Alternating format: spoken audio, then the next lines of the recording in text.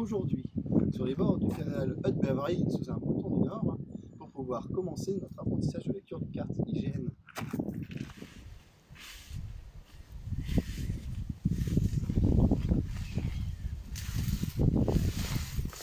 Perdu? Mais dis-moi Jean-Christophe, ça marche comment une carte JGN?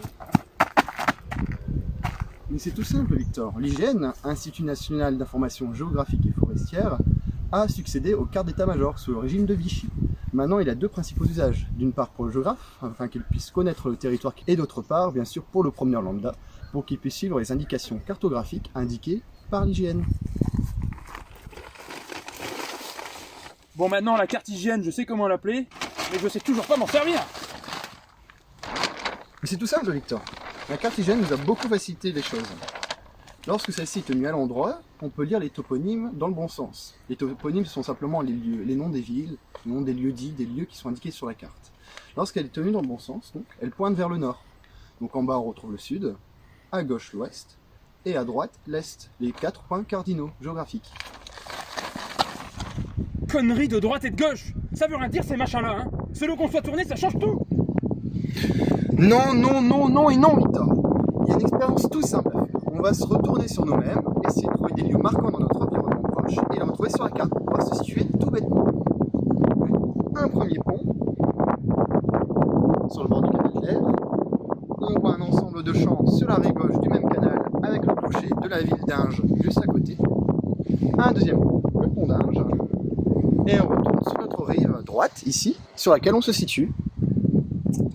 Et tout ça, on le retrouve sur la carte.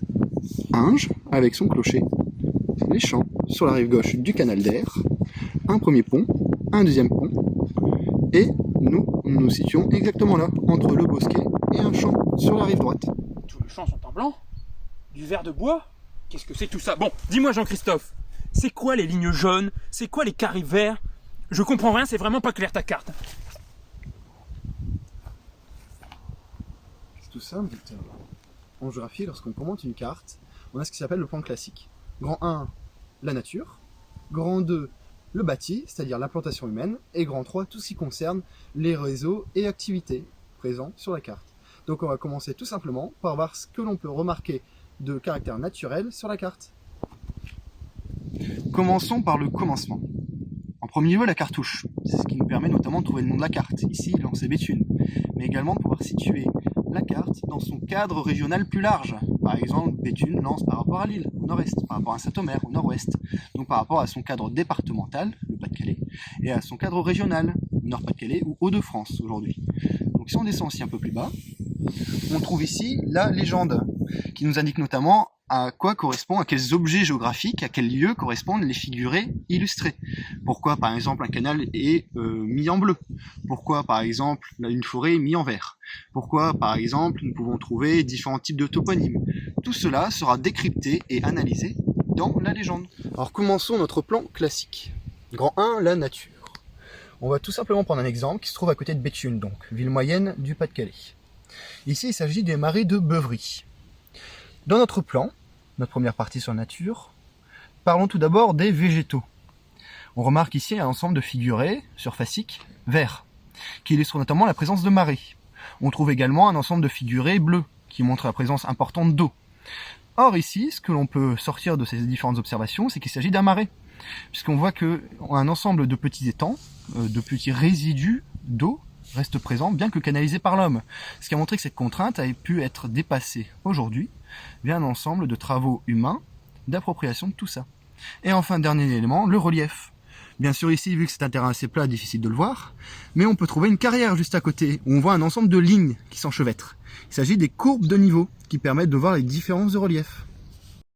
Passons au deuxième point du plan, le bâti. Prenons l'exemple de Lens, ville moyenne également du Pas-de-Calais. On peut voir ici le nombre d'habitants, 31 400, indiqué juste au-dessus du toponyme. Il s'agit d'une sous-préfecture, on voit ici le centre-ville, très dense. Donc on peut voir qu'il s'agit d'une implantation ancienne, peut-être médiévale, où les habitants étaient assez collés au sein de remparts, ce qui donne cet effet de densité. Dézoomons un peu davantage, on voit tout d'un coup un bâti beaucoup plus large, beaucoup plus éparse. Il s'agit donc de l'extension urbaine, de la périurbanisation autour de Lens. qui a notamment été animé par l'activité industrielle et minière. Donc autour du centre ancien, du centre-ville où se trouvent les services, on voit bien donc cette extension de l'urbanisation qui est notamment animée par notre dernière partie, c'est-à-dire les réseaux et activités. Puisqu'on voit bien autour du centre-ville de Lens un ensemble de réseaux routiers qui partent en étoile et qui permettent d'organiser l'extension de ce bâti. Bâti qui s'organise également via les activités qui sont en présence. On peut remarquer notamment une zone industrielle ex-urbanisée au nord-est, mais également une activité de mine, illustrée notamment par l'ensemble de cités présentes ici, qui sont typiques des corons du Nord. Mais Jean-Christophe, juste là, ce sont des tétons. Non, non, non, Victor. Il s'agit tout simplement de terri, comme tu peux le voir, avec les différentes courbes de niveau. Il s'agit tout simplement d'amoncellement de résidus liés à l'activité minière, ici du charbon, autour de Lens. Comme on peut aussi également le voir avec le toponyme de Carrière, qui renvoie ici à une ancienne mine de charbon. Donc après avoir vu tout l'ensemble des activités et des réseaux qui peuvent animer le territoire, il faut remettre l'ensemble de ces analyses dans un cadre beaucoup plus régional. On peut voir notamment la présence ici de l'autoroute dite des Anglais, qui permet de relier Calais jusque la 1. Donc l'ensemble de ces territoires se retrouvent connectés en plein cœur de l'espace régional, voire européen, entre Londres, Lille et Bruxelles, et Paris plus au sud. Bon Jean-Christophe, j'ai compris, je peux maintenant transhumer pour de l'herbe plus verte.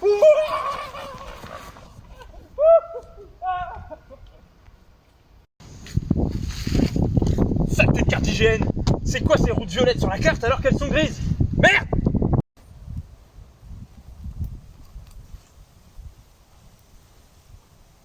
Mais Victor, une carte reste avant tout un codage. Ce que tu vois en fait est simplement un figuré.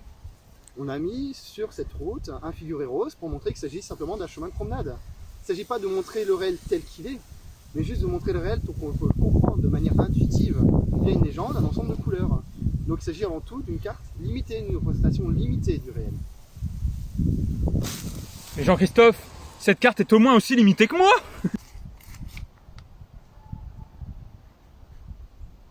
C'est de la merde. Victor, derrière l'idée de projection cartographique, il y a le concept d'épistémé de la représentation. Mais c'est très clair. Marchons un peu ensemble. Hey. Derrière l'idée d'épistémé de la représentation, il y a l'idée que l'œuvre humaine, que ce soit une carte, une peinture, puisse sinon atteindre le réel, c'est-à-dire en donner une image qui soit exhaustive, qui soit exacte, précise. Et ça, c'était l'idéal classique, où la représentation, la peinture, devait atteindre au maximum le réel, elle devait se perfectionner en l'atteignant. Mais aujourd'hui, on sait très bien que c'est du bullshit tout ça.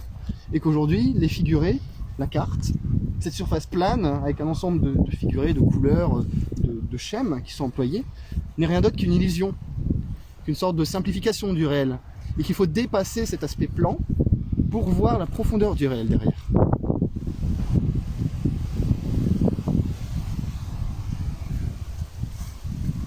C'est quand même beaucoup plus joli par là-bas. Et voilà Victor, c'est exactement ce que je te disais. Derrière la carte, cette représentation très scientifique et très normée du réel, il y a une appropriation de celle-ci. Il y a une pratique de l'espace. C'est-à-dire que derrière l'aménagement, derrière ce qui pourrait être représenté par la carte, en disant voilà, le chemin est par là, il faut que tu ailles par là, tu dis, non, j'ai pas envie, je vais plutôt passer par là, regardez, le temps est beaucoup plus sympa, il y a des beaux arbres et tout. Donc c'est ça, c'est que derrière cette idée de simple représentation plane et objective du réel, il y a ce que les hommes en font, la profondeur qu'ils donnent par leur affectif, par leurs émotions, par leur pratique de l'espace. Et c'est ça qui est le plus important, et c'est ça qui remet en cause par exemple l'urbanisme et l'aménagement qui est très fonctionnel. On va dire voilà, je fais une autoroute pour ça, un rond-point pour ça. Les gens vont dire non, moi j'ai pas envie. Je vais aller sur le rond-point, l'occuper, les gilets jaunes, et créer une nouvelle solidarité, un nouveau mode de faire ensemble. Et c'est ça qui est aussi important au niveau de l'espace. C'est ce qu'en font les hommes, ce qui en fait la profondeur. Bon allez, te